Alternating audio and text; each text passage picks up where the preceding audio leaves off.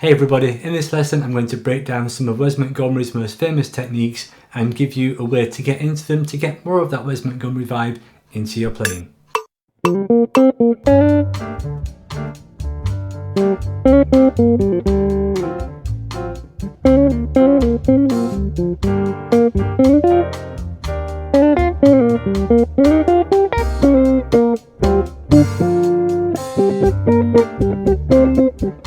The thing about Wes is that there was basically kind of a jazz guitar before Wes and jazz guitar after Wes, really. So if you think about all the jazz guitar players that were around before Wes Montgomery, especially in the 1950s, people like Barney Kessel, Tal Fowler, those kind of players, Charlie Christian, obviously, all your kind of classic jazz guitar players, they played in a very different way, but they all had most of them had a similar style, especially in the 50s, especially 1950s.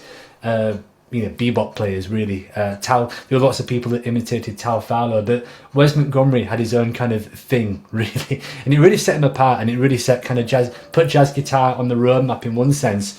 Some great examples of Wes using this kind of language, G blues scale language. So I'm just going to give you a clip of his. It's from a recording called Bumping on Sunset, which is one of the later Wes recordings, actually.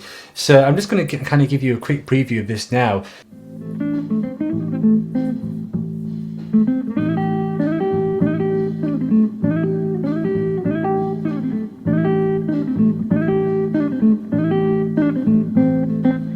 This is the thing about Wes, right? This entire idea is, if you think about Eric Clapton or Jimi Hendrix playing a blues scale, G blues scale,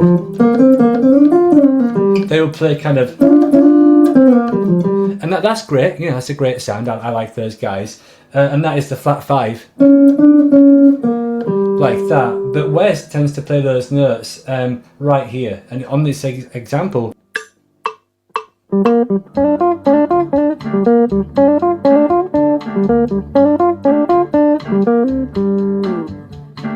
just going to kind of let you guys play using that backing track, and what I'm going to do is basically just let the backing track roll for maybe 30 seconds, and I just want you to try and play call and response ideas using a blues scale. It could be a variation of that lick, or it could just be any other idea.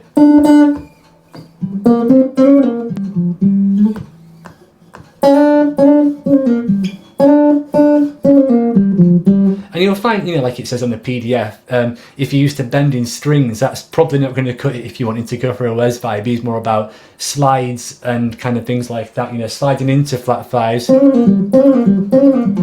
So the first one is repeating a single line phrase in octaves. So if we play something like, a B flat on the top string, and then a G on the 8th fret of the second string, and we do like a phrase like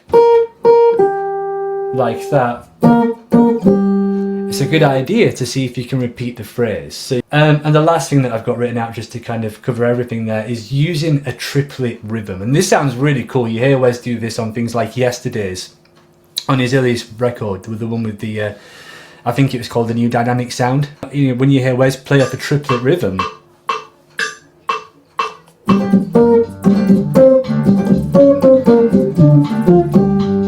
it'll be something like that, like that. So just kind of using it creatively with a blues scale. Bonus points if you're doing this with the thumb. You might have some calluses on your thumb later on today from doing this. I'll just give you an example of that sound over the backing track so you can really hear it with more context.